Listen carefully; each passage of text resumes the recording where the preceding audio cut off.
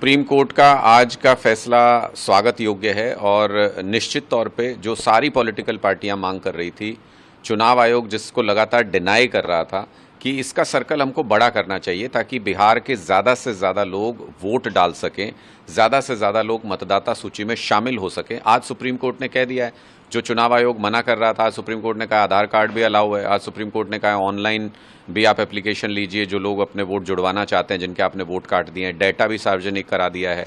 मुझे लगता है कि ये एक कोशिश है, एक पॉजिटिव साइड है कि ज़्यादा से ज़्यादा बिहार के लोग मतदाता सूची में शामिल हो सकेंगे और इससे जो चुनाव आयोग की जो भूमिका है भारतीय जनता पार्टी के पक्ष में, वो भी उजागर हो गई है सुप्रीम कोर्ट के इस निर्णय से कि आम आदमी पार्टी लगातार जो आरोप लगा रही थी कि भारतीय जनता पार्टी जो वोटों में हेराफेरी करती है, जो वोटिंग लिस्ट में हेराफेरी करती है, उसमें चुनाव आयोग बराबर का हिस्सेदार है, उस साजिश का हिस्सा है। वो बात आज सुप्रीम कोर्ट के इस निर्णय से और ज़्यादा स्थापित हो जाती है कि चुनाव आयोग अपनी भूमिका निष्पक्ष तरीके से नहीं निभा रहा था, जो इस आदेश के बाद उसको करना पड़ेगा। सभी पार्टियों ने इसका स्वागत किया है, तो उसके आप क्या कहेंगे? और आम आदमी पार्टी का क्या होगा? देखिए, आम आदमी पार्टी शुरू से ये बात कहती रही है कि Bharatiya Janata party voter list में हेरफेर करके चुनाव को अपने पक्ष में करने का काम करती है। दिल्ली में हमने सैकड़ों उदाहरण दे करके बताया कि कैसे वोट काटे और जोड़े जा रहे हैं। चुनाव आयोग की भूमिका इस पूरे मामले में बहुत संदिग्ध है। वो हमेशा बीजेपी की मदद करता है।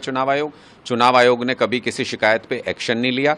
बिहार के अंदर तो और ज़्यादा संदेहास्पद स्थिति हो गई जब 65 लाख वोटर्स काट दिए और उसकी लिस्ट जारी करने को चुनाव आयोग तैयार नहीं था। वो सारी चीज़ों को देखते हुए एक ये लोकतंत्र में लोगों को लग रहा था कि कैसे एक फेयर कंपटीशन हो पाएगा सभी पार्टियों के बीच में। सुप्रीम कोर्ट के इस निर्णय से कहीं ना कहीं उम्मीद बंधी है और जो चुनाव आयोग लगातार इस धोखाधड़ी में और इस पूरी साजिश में शरीक था, उस पर कहीं ना कहीं विराम लगा है। सीएम का भी बयान आया है, पहले वो कुछ और कहते हैं, उनका बिल्कुल बयान आ गया आया है, तो उसके बारे में आप क्या? देखिए, उमर अब्दुल्ला जी तो समझना चाहिए उनको, और जब किसी दूसरी पॉलिटिकल पार्टी पर आरोप लगाते हैं तो उनको सोच समझ के बोलना चाहिए था। कुछ दिन पहले तक तो उमर अब्दुल्ला जी ये कहते थे कि अरविंद केजरीवाल जी को अच्छे रिलेशन बनाने चाहिए बीजेपी के साथ, वरना तो ऐसा ही होगा, वरना काम कैसे कर पाएंगे। अब तो उमर अब्दुल्ला जी ने हाथ भी जोड़ के देख लिए, बीजेपी के सामने घुटने भी टेक के देख लिए, बीजेपी से गलबैयां भी कर ली। अब क्या हुआ उमर अब्दुल्ला जी? अब आप क्यों ये कह रहे हैं कि आपकी उम्मीदें टूट गई? आपको लगता नहीं है कि जो आपकी मांग थी वो कभी पूरी हो पाएगी? केंद्र आपकी मदद नहीं कर रहा है? आज आप ये बातें क्यों कर रहे हैं?